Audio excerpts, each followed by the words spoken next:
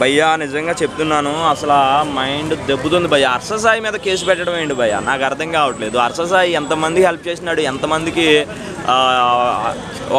ఎంతమంది కుటుంబాల్లో ఒక అన్నలాగా, ఒక తమ్ముళ్ళలాగా, ఒక కొడుకులాగా ఎంతమంది ఫ్యామిలీలకి భరోసాగా నిలబడ్డాడు. అట్లాంటిది హర్ష సాయి మీద కంప్లీట్ ఇవ్వడం అనేది చాలా ప్రతి ఒక్కరు కూడా జీర్ణించుకోలేకపోతున్నారు. అమ్మాయిలు చాలామంది సార్ నేను ఒకటే చెప్తున్నాను అనమాట, అమ్మాయిలకి ఏదో మ్యాగీ చేసినంత ఈజీగా వెళ్ళి రేప్ కేసులు పెట్టేస్తున్నారు భయ్య, నాకు అర్థం కావట్లేదు.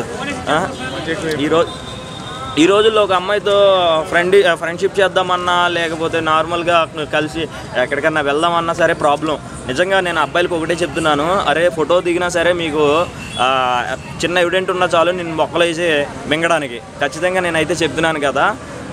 అందుకే జాగ్రత్తగా ఉండండి అబ్బాయిలు, ఎలా ఉన్నా జాగ్రత్త పడండి, అర్థమైందా? మీ తప్పు లేకపోయినా నీ మీద ఒక అమ్మాయి వచ్చి చిన్న కేసు పెట్టిందంటే అది కేసు అయితే ఖచ్చితంగా ఫైల్ అవుద్ది.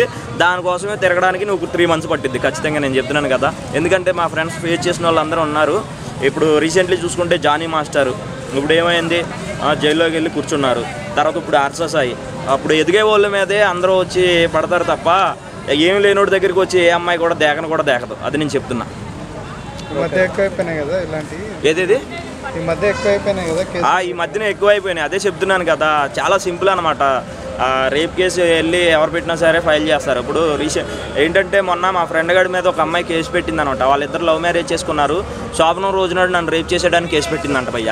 శోభనం రోజు నాడు రేప్ కేసు పెట్టడం ఏంటి భయ్య, నాకు అర్థం కాని విషయం ఏంటంటే మైండ్ దొబ్బుతుంది. ఈ సమాజం ఎట్లా ఉంది ఇప్పుడు, ఫ్యూచర్లో పెళ్ళం పక్కలో పడుకోవాలన్నా సరే భయం వేస్తుందేమో అబ్బాయిలకి, అట్లా ఆ విధంగా ఉంది ఈ జనరేషన్లో.